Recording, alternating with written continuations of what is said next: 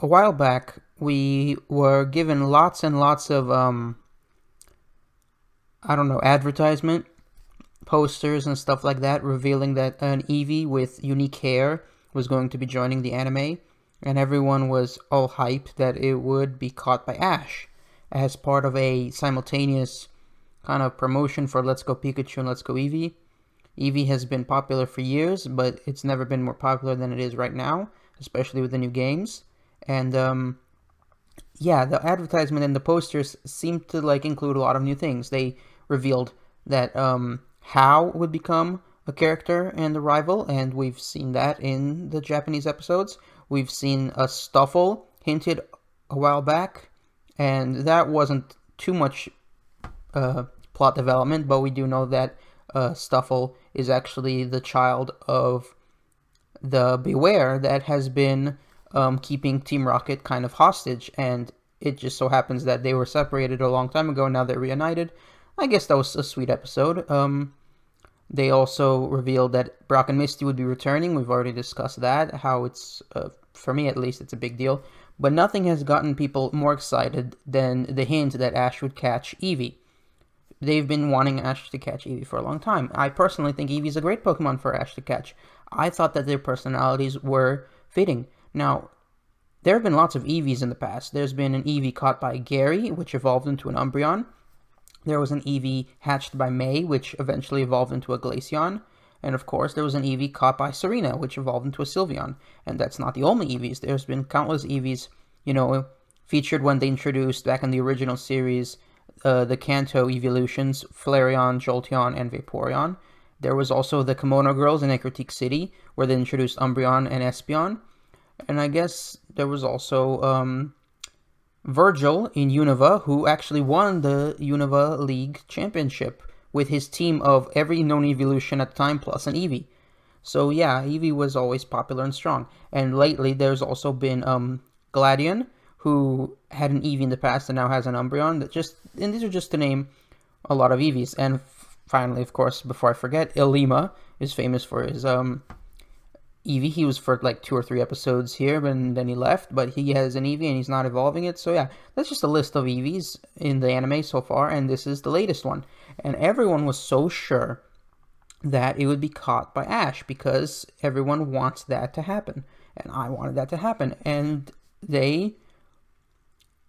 we should have seen this coming. We should have seen this coming. If it was actually going to be caught by Ash, they would have given more concrete hints, more concrete teasing, but it was subtle.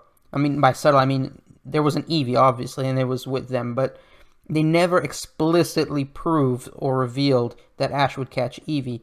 It was just, they're right on the tip of your hopes, and obviously the reason that they didn't explicitly confirm it a long time ago is because, obviously, they hyped us up just for Eevee to be caught by someone else.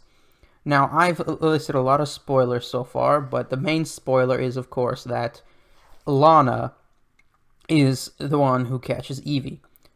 However, I'm not here to complain, as difficult as that may be to believe. It may sound like I'm complaining, and I actually am giving the impression that I want to complain.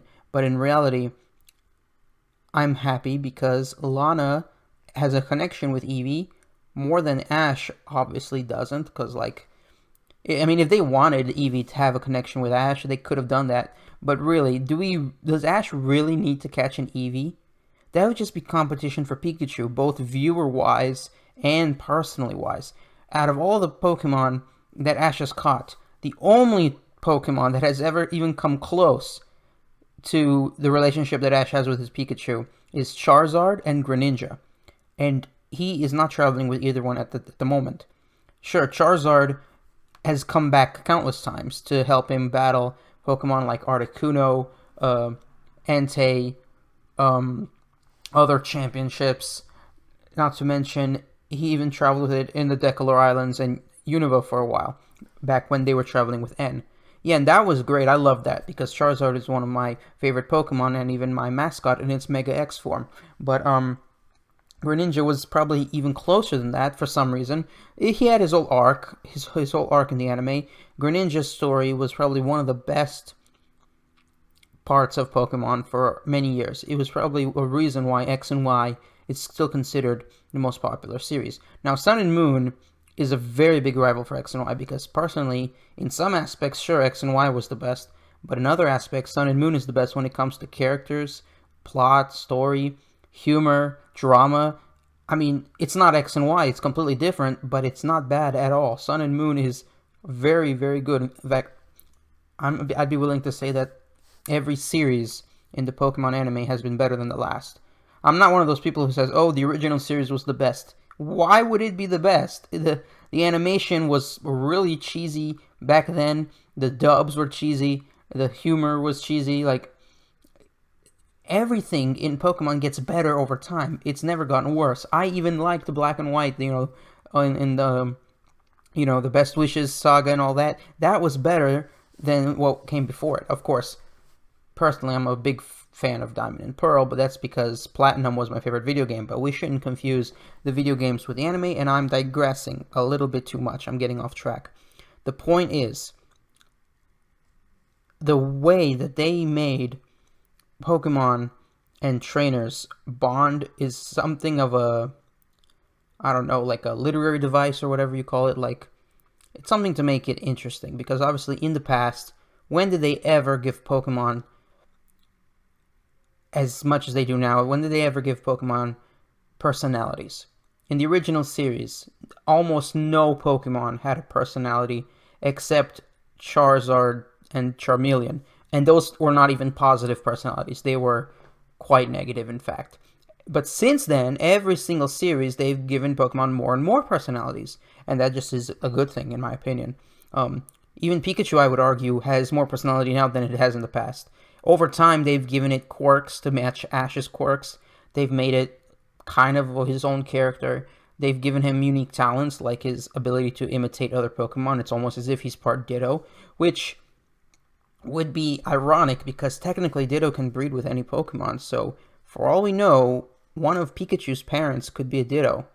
That'd be a cool theory video I could make, which would explain why Pikachu is so talented at making faces. Anyway, in this episode, as I'm talking about, Lana notices a bond not just between herself and Eevee, which actually wasn't there to begin with. She just admired it. It was a bond between Popplio and Eevee.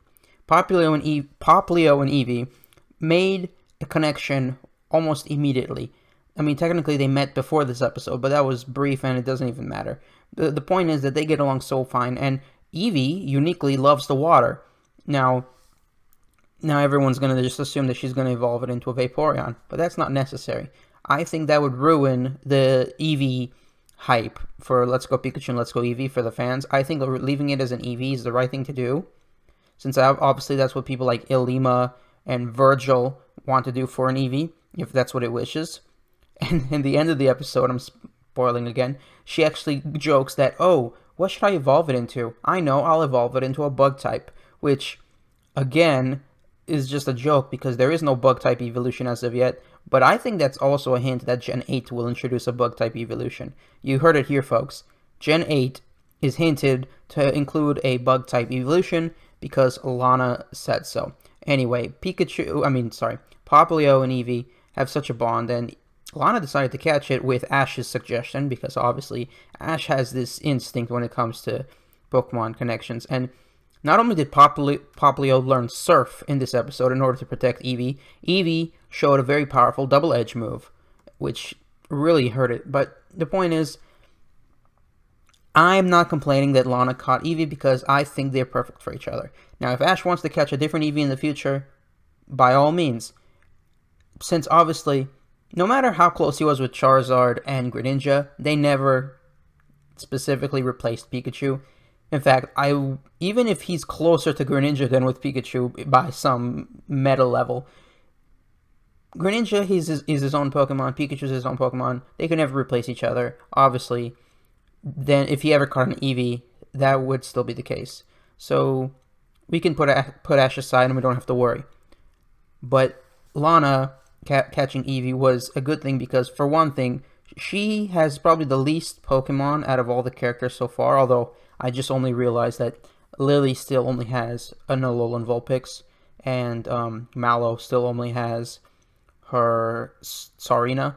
So technically, all the female characters only had one Pokemon up to this point, but that can change, and it should. So Lana's the first, not only to catch a second Pokemon, but also to have a Z Crystal and a Z Ring, which makes her the third most popular, most powerful of the group, sorry. So Ash would be the most popular, then Kiawe with his Fire-type Pokemon and his Z-Ring, and then Lana with her Water-type Z-Crystal and Z-Ring. And, well, it's just that Eevee suits her because it likes water, and for a kid's show, it's extremely satisfying, and, I was actually upset, lots of people would be, that they would tease us like this and say that Ash would catch Eevee just because they hinted that he would, and then they pull a 180 on us and trick us like that. But to be honest, the connection between Eevee and Lana is probably good enough to, satisfy any viewer. Because obviously it's sweet and it's best friends with Popplio. Ash could always catch an Eevee next generation, if they really want him to, but he doesn't have to because, they can catch whatever they want. So, yeah, there's no complaints merited here. It is perfectly fine that Lana caught Eevee, but in a dive ball for some reason. Like, that's weird. It's not a water type or anything, but still, there's nothing to complain here. There's nothing wrong here. Obviously, I'm a little upset that they teased us like that. Pokemon with their posters and their and of course Eevee with its unique haircut is obviously a reference to Let's Go Pikachu and Let's Go Eevee, and they're just trying to promote the games, and well, that's fine too. You're not gonna hear that many complaints from me, and well, I guess that's all there is to say about that. And I don't even know why I'm commenting on this, but I just feel like it had to be said that everyone, despite everyone wanting Ash to catch Eevee, including myself, the way they went about it was actually surprisingly heartfelt and very emotional. And I sound so cheesy saying it like that, but if you just watch the episode yourself, you'll see that the connection that Lana has with Eevee, while not existing as much right now, could evolve in the future. Simply because that's the way it looks like. I don't know. I can't wait to see what they'll do with their connection in the future. And I think that's it. Thank you all for watching. Please like and subscribe. I'll be making more videos commenting on events in the Pokemon anime as well as other things. This is just one of the things I'm comfortable posting on YouTube. It's just like, I guess this is what I'm best at. But it's not the only thing I do, so check out my channel. I have been making videos for a long time, and I appreciate support. Don't forget to hit the notification bell, share with a friend, and I'll see you guys next time.